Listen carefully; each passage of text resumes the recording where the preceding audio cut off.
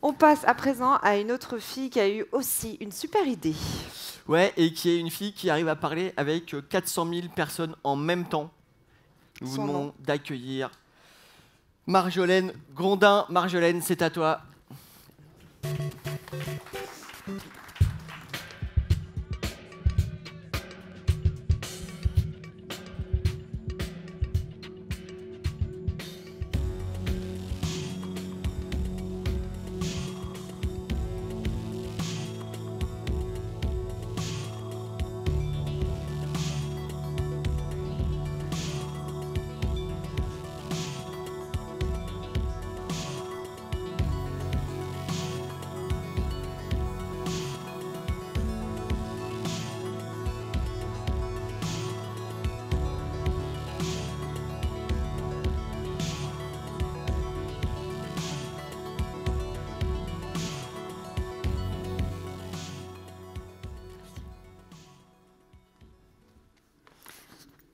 Un peu bizarre de se voir en grand, en plein comme ça, mais c'est pourquoi pas.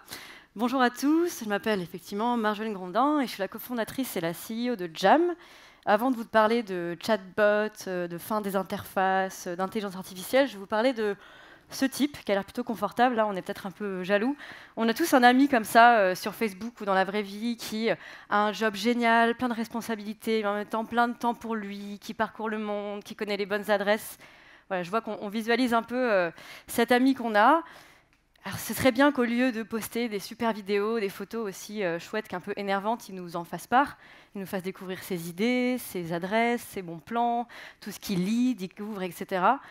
J'aimerais bien vous dire que c'est l'idée qu'on a eue avec Loïc, mon associé ingénieur, et qu'on a décidé de le créer. Mais en fait, pas du tout. C'est l'idée qu'on a presque rêvée. Et finalement, en tant que bon étudiant entrepreneur qu'on était à l'époque, on n'a pas du tout créé une personne avec qui on pouvait discuter. On a créé une interface. On a créé une appli, un site internet qui était responsive sur iPad, sur mobile, sur tout ce qu'on veut, et qui permettait aux gens de se partager des bons plans entre eux au sein de l'école. Et ça, c'est souvent un réflexe qu'on a quand on crée un projet, c'est qu'on a une idée, on voit ce qui pourrait être bien, et on se dit, je vais créer quelque chose qui permet aux autres de le faire. Sauf qu'en fait, souvent, on se rend compte que c'est plus intéressant, au moins pour commencer, et dans notre cas, pour continuer, de le faire soi-même. Et quand on a une idée, on apporte le service plutôt que de créer l'interface, l'outil qui permet aux autres de le faire eux-mêmes. Et en fait, on s'est rendu compte qu'on avait un plafond de verre avec cet outil que je viens de vous montrer. C'est que les gens ne partageaient pas tant de bons plans que ça. Ils allaient chercher le contenu que nous, on postait sur la plateforme, qu'on a commencé à faire nous-mêmes. Et donc, on s'est posé avec des étudiants et on leur a dit « Ok, comment est-ce que tu as envie que je t'aide? De quoi tu as besoin ?» Et on a vraiment fait ça pendant des semaines, et puis c'est devenu des mois. On s'est posé avec des gens, on a pris leur mail, et on a fait des recherches pour eux. Ils nous disaient « Moi, je m'en fiche d'avoir une énième application. Ce que je veux, c'est une salle de gym près de chez moi qui fait tel sport à tel prix. C'est une idée de bar où on est mon date Tinder qui me correspond, une idée de cadeau pour les 50 ans de ma maman, un stage en finance à New York, etc. » Et donc, on a pris, et ça, c'est notre premier back-office, c'est Trello, pour ceux qui reconnaissent l'outil de gestion collaborative de tâches, qui a l'avantage d'être un peu ouvert. Nous, on comprend à câble, dans le sens où on peut le connecter avec plein d'outils, plein de services. Et c'est vraiment le premier back-office qu'on a eu. Plutôt que de le créer, de le coder, de le designer, en fait, on utilisait quelque chose qui existait déjà et on répondait à des centaines de mails d'étudiants, puis des centaines de SMS. Et 3 mois plus tard, donc en juillet 2015, donc un peu plus de 2 ans et demi, on est passé sur Messenger. On n'a pas fait d'application finalement, on a ouvert un autre canal. Ce qui s'est passé, c'est qu'au bout de 2 semaines, on avait 800 personnes qui utilisaient ce canal SMS. On a commencé à avoir un premier back-office qui est très moche, parce qu'on n'avait pas envie de passer une seule seconde sur le design. On voulait juste que ce soit fonctionnel, avec un process en 6 bullet points, des templates, et on répondait aux mails de gens qui nous envoyaient des questions. Je cherche ci, je cherche ça. Est-ce que je peux te poser une deuxième question, le partager à un ami? Et là, on se dit, OK, en quelques jours, on a fait mieux qu'en 2 ans avec un produit. Je ne sais pas si c'est triste pour nous ou pas, mais en tout cas, c'est la réalité de ce qui s'est passé. C'est qu'en fait, en se concentrant sur l'utilisateur et en allant nous-mêmes, avec nos petits bras et nos petits cerveaux, aller répondre à des questions, on était plus utile qu'en se torturant l'esprit à designer, à coder une interface. Bon, le back-office a évolué. À un moment, on a commencé à le designer un peu plus et à disséquer vraiment ce que c'était qu'une conversation. Donc, je reçois un message, je le catégorise, je fais des recherches, je renvoie du contenu, je demande si ça s'est bien passé, si la personne a une autre question, etc. Jusqu'à imaginer Jam tel qu'il existe aujourd'hui. Parce qu'à un moment, on est passé à 80 000 personnes qui utilisaient le service. On échangeait un message toutes les 10 secondes et on s'est dit, OK, plafond de verre. Plafond de verre parce qu'avec de l'humain et de l'intelligence artificielle derrière, donc combinaison assez sympa d'intelligence humaine et artificielle, je crois beaucoup que les deux travaillent ensemble, c'était compliqué d'aller au-delà. Et donc on s'est dit, OK, on va repartir de zéro. Et c'est ce qu'on a fait en janvier 2017, donc il y a un peu plus d'1 an. On a débranché Jam dans la nuit et on est reparti d'un Jam 100% automatisé. Donc là, ça c'est un petit peu... alors les cheveux, c'était pas forcément obligé, mais ça s'est retrouvé comme ça dans la presse. C'est parti en OK, Jam, c'est l'assistant SMS, Messenger qui répond à toutes vos questions, etc. On a eu donc ce petit bot qui est devenu un peu moins intelligent que quand il était moitié humain, moitié IA, mais c'est normal au départ, qui répondait à des questions toutes simples. Je cherche un resto, je cherche un café, je cherche un bar. Aujourd'hui, il fait beaucoup plus que ça. Et une fois qu'on a craqué ça, qu'on a enlevé le plafond de verre de « je veux de l'humain et de la machine ensemble, mais je vais là me concentrer sur un produit qui répond à des questions de manière automatique », on a eu une super croissance. On a eu une super croissance et aujourd'hui, Jam, c'est 400 000 personnes. Pour vous donner un peu un ordre d'idée, il échange aujourd'hui en moyenne entre 8 et 10 messages par seconde. Quand on compare avec le fait qu'avec des humains derrière, on était à un message toutes les 10 secondes, on se rend bien compte aussi de l'intérêt d'être passé d'un service à un produit. Et aujourd'hui, on a gardé cette vision qui est inspirer les gens, les aider à trouver du contenu dans leur vie quotidienne. Et j'ai une petite vidéo qui explique cette vision et derrière le produit qui en a découlé. Je vous vois, mes chers compatriotes. Je vous vois dévorer par la faim de nouveaux plans.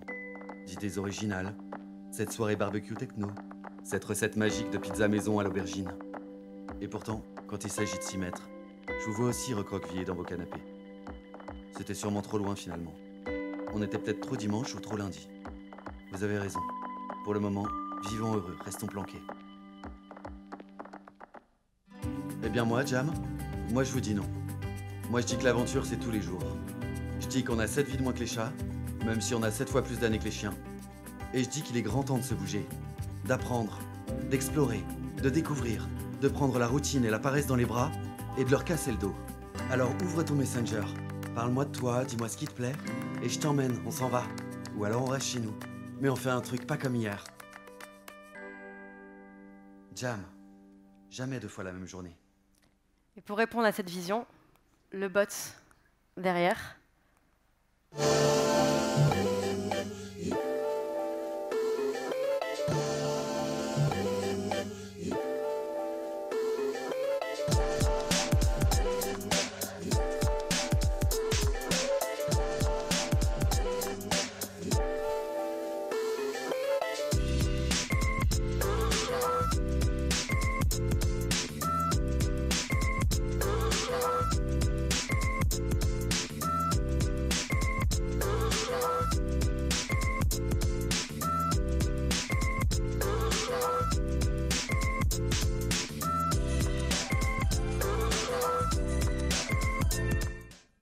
Il faut assumer la blague du tirage au sort, mais l'idée est là. Je me reconnais beaucoup dans ce que disait Joséphine tout à l'heure de TechFugis sur le côté.